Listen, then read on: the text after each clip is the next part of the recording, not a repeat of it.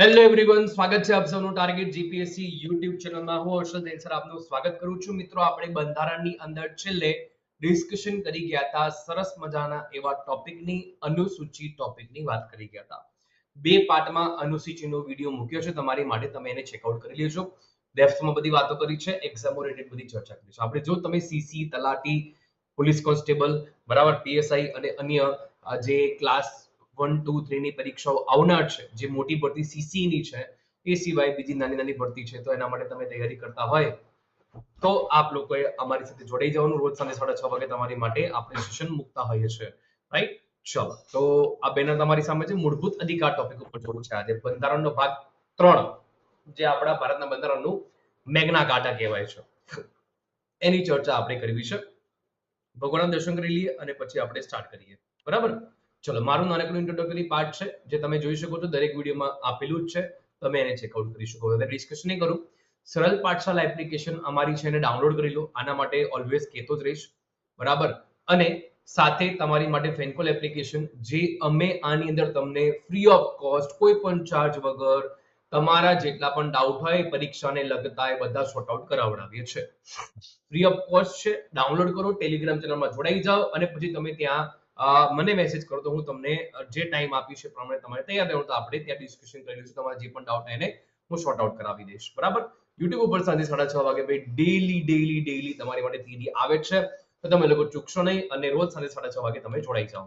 Okay, ટોપિકની વાત કરીએ. મૂળભૂત અધિકાર. મૂળભૂત અધિકાર શું છે એને બેઝિક સમજવાનો પ્રયત્ન કરીએ આપણે. ભારતના બંધારણની પ્રસ્તાવનામાં વ્યક્તિની જાળવવાનો આશ્વાસન, વ્યક્તિની જે ગરિમા છે એને જાળવવાનો, બરાબર? એ ગરિમા કપાઈ ગઈ છે, વાંધો નહીં, એને જાળવવાનો પ્રયાસ કરવામાં આવે, આશ્વાસન આપ્યું છે, જેમાં વ્યક્તિના વિચાર, અભિવ્યક્તિ, ધર્મ, વિશ્વાસ, ઉપાસનાની સ્વતંત્રતા, પ્રતિષ્ઠા અને સમતા ઉપર ભાર મૂકવામાં આવ્યો છે. એવા અધિકાર કે જે વ્યક્તિના જીવન અને તેના સંપૂર્ણ વિકાસ માટે મૂળભૂત અને અનિવાર્ય હોવાના કારણે બંધારણ દ્વારા નાગરિકોને આપવામાં આવ્યા હોય, જેમાં રાજ્ય દ્વારા હસ્તક્ષેપ કરવામાં આવતો નથી. આ મૂળભૂત અધિકાર હોય એટલે હોય જ, અને એને આપવો જ પડે, બરાબર? એને આપણે કહીશું મૂળભૂત અધિકાર. આમાં રાજ્ય કોઈ હસ્તક્ષેપ ના કરે, જેમ કે સમાનતાનો હક છે, સ્વતંત્રતાનો હક છે, ધાર્મિક સ્વતંત્રતાનો હક છે, બરાબર? જાહેર હિતની બાબતમાં આપણે સ્વતંત્રતા મળી છે, તો આ બધી વસ્તુ આપણને બંધારણ દ્વારા આપવામાં આવે, જેમાં તમારે કોઈ બાંધછોડ થાય નહીં. એને આપણે મૂળભૂત અધિકાર કહીશું. ઠીક. મૂળભૂત અધિકારનો વૈશ્વિક ઇતિહાસ જોવા જઈએ ને આપણે, તો બહુ સરસ છે. મૂળભૂત અધિકારના વિચારની શરૂઆત સૌથી પહેલા 1215 માં ઇંગ્લેન્ડના મેગ્ના કાર્ટાથી થઈ હતી. ઇંગ્લેન્ડનું મેગ્ના કાર્ટા છે, ત્યાંથી શરૂઆત થઈ હતી, રાઈટ? આ સરસ પ્રશ્ન છે, એક્ઝામ માટે પૂછી શકે આપણને.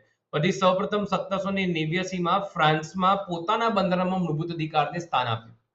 1791 માં અમેરિકાના બંધારણમાં અધિકાર પત્ર, ચાર્ટર ઓફ રાઇટ્સ, એની અંદર મૂળભૂત અધિકારને સ્થાન આપવામાં આવ્યું, રાઈટ? પછી 10 ડિસેમ્બર 1948 માં સંયુક્ત રાષ્ટ્રની મહાસભા, યુએન છે એરીએ, તો ભાઈ સંયુક્ત રાષ્ટ્રની મહાસભા છે, એને માનવ હકની વૈશ્વિક ઘોષણાને સ્વીકૃતિ આપી.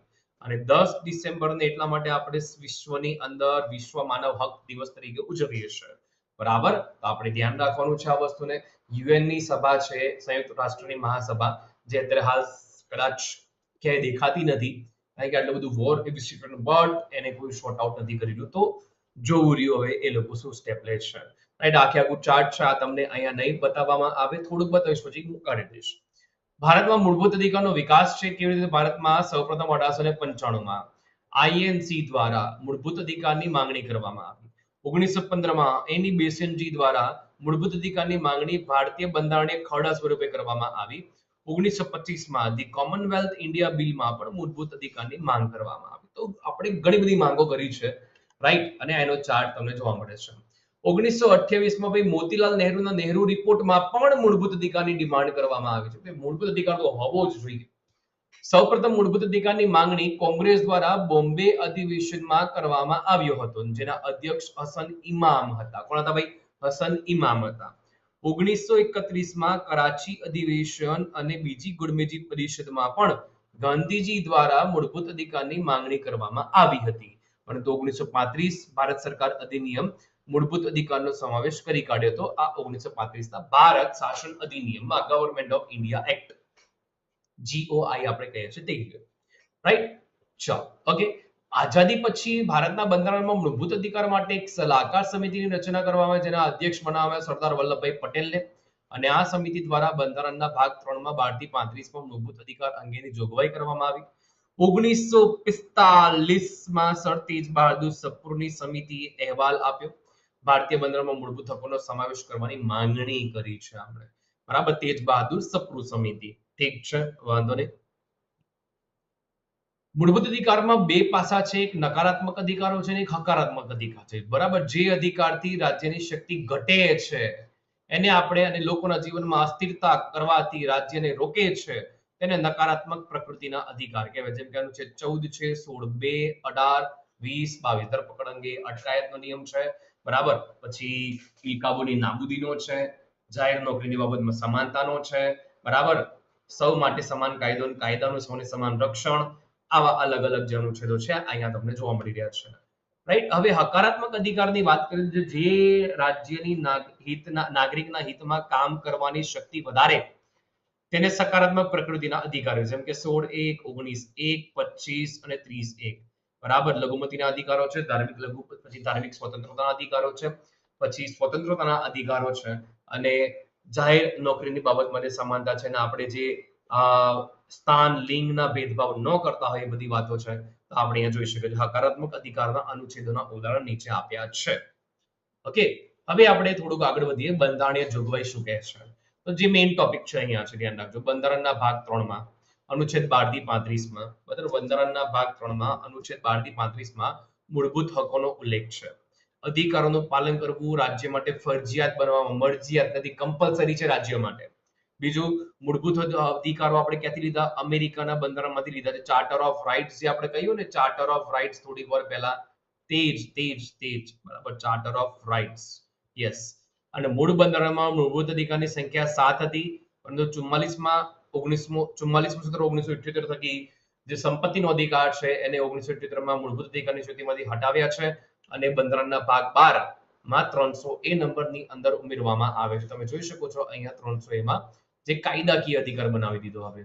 મૂળભૂત અધિકારના હનન માટે ભાઈ સુપ્રીમ કોર્ટ અને હાઈકોર્ટના ક્રમશઃ અનુચ્છેદ 32 અને અનુચ્છેદ 224 પ્રમાણે દાદ માંગી શકો. બરાબર. તો આ મૂળભૂત અધિકારનું જો હનન થયું હોય તો તમે સુપ્રીમ કોર્ટ અને હાઈકોર્ટમાં સીધું દાદ માંગી શકો. આ ક્રમ યાદ રાખવાનો જોડકા માટે મોસ્ટ ઇમ્પોર્ટન્ટ છે એટલે તમારે આને યાદ રાખવું જ પડશે. તો ભાઈ મૂળભૂત અધિકાર એમાં સમાનતાનો અધિકાર 14 થી 18 છે, સ્વતંત્રતાનો અધિકાર છે તે 19 થી 22 છે, શોષણ વિરુદ્ધ અધિકાર છે 23-24 છે, ધાર્મિક સ્વતંત્રતાનો અધિકાર 25 થી 28 છે, સાંસ્કૃતિક અને શૈક્ષણિક અધિકાર 29-30 છે અને બંધારણીય લાદનો અધિકાર છે જે 32 નંબરનો અનુચ્છેદ છે. આઈ હોપ તમને બધાને ક્લિયર હશે. આના પછીના ટોપિક એટલે કે અનુચ્છેદ 12 થી આપણે નેક્સ્ટ ક્લાસમાં ચર્ચા કરીશું. મળીએ છીએ નેક્સ્ટ ક્લાસમાં. જય હિન્દ, જય ભારત, જય જય ગરવી ગુજરાત. વધુમાં વધુ મિત્રો સુધી શેર કરજો અને આપણી YouTube ચેનલ સબસ્ક્રાઇબ નથી કરી તો સબસ્ક્રાઇબ ડેફિનેટલી કરી લેજો. આવનારી સીસી, તલાટી, પોલીસ, કોન્સ્ટેબલ બરાબર અને જીપીએસસી, એસટી અને બીજી ઘણી બધી પરીક્ષાઓ માટે આપણો સેશન મોસ્ટ ઇમ્પોર્ટન્ટ રહેશે. મળીએ નેક્સ્ટ ક્લાસમાં. જય હિન્દ, જય ભારત, જય જય ગરવી ગુજરાત. જય Shri Shyam. Take care. Bye. Thank you for watching this video. Subscribe, share and like.